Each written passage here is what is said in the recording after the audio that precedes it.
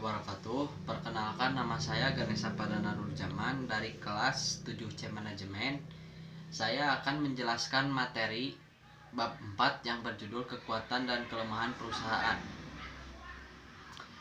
Kekuatan dan kelemahan perusahaan. Perusahaan diharapkan dapat dengan teliti melakukan identifikasi dan evaluasi keseluruhan variabel internalnya untuk mengetahui kekuatan dan kelemahannya.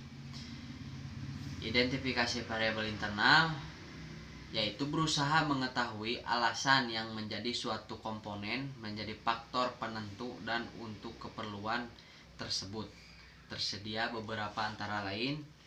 Yang pertama ada pendekatan fungsional, yaitu pendekatan yang pertama kali muncul dibanding pendekatan yang lain dan juga merupakan pendekatan yang paling sederhana. Yang kedua ada kompetensi. Perusahaan dapat dilihat dari berbagai fungsi bisnis, yakni fungsi pemasaran, pembelanjaan, operasi dan produksi, dan lain-lain. Yang kedua ada pendekatan rantai nilai.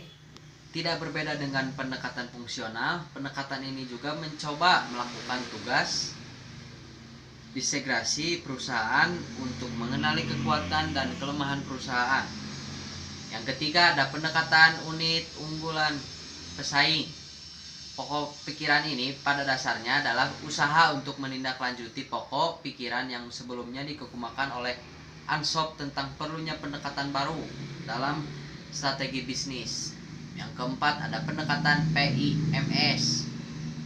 Dengan menggunakan model regresi, manajemen GE mencoba mencari tahu secara empiris faktor-faktor strategis yang berpengaruh secara signifikan terhadap besarnya return of investment yang dicapai.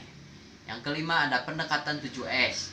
Untuk mengetahui profil perusahaan, pendekatan ini mensyaratkan mengetahui dan mengevaluasi 7 variabel organisasi. Yang pertama ada struktur, strategi, staff, gaya manajemen atau manajemen style, sistem dan produk prosedur, keahlian, budaya, dan perusahaan. Yang keenam ada pendekatan lain. Masih ada pendekatan lain sekalipun kurang lazim digunakan dibanding pendekatan yang telah dijelaskan.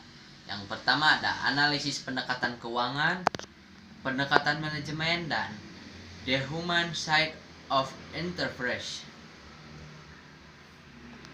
Evaluasi variabel internal. Diperlukan standar dalam menentukan apakah sejumlah variabel tertentu termasuk dalam kategori kekuatan atau kelemahan perusahaan.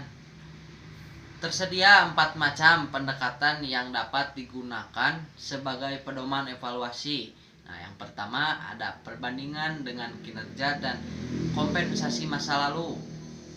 Seperti kinerja dan kompensasi perusahaan pada masa lalu dapat digunakan sebagai tolak ukur penentuan suatu variabel sehingga dapat dikategorikan sebagai kekuatan atau kelemahan perusahaan. Yang kedua ada pendekatan evaluasi produk. Syarat-syarat yang diperlukan bagi keberhasilan perusahaan dalam memasarkan produk banyak dipengaruhi oleh evaluasi produk itu sendiri. Yang ketiga ada perbandingan dengan pesaing. Mengetahui kekuatan dan kelemahan perusahaan juga dapat dilakukan dengan membandingkan secara relatif dengan kekuatan dan kelemahan. Nah, yang keempat ada faktor kunci keberhasilan industri. Dalam pendekatan ini yang dipelajari sebagai pembanding tidak hanya perusahaan pesaing pokok saja, tetapi industri secara keseluruhan. Nah, matrik profil perusahaan. Nah, yang terakhir profil perusahaan yang mencerminkan keunggulan dan kelemahan perusahaan dapat diketahui setelah identifikasi dan evaluasi variabel internal. Matrik ini lebih merupakan ringkasan keseluruhan proses identifikasi dan evaluasi kekuatan dan kelemahan perusahaan. Dari saya cukupkan sekian. Assalamualaikum warahmatullahi wabarakatuh.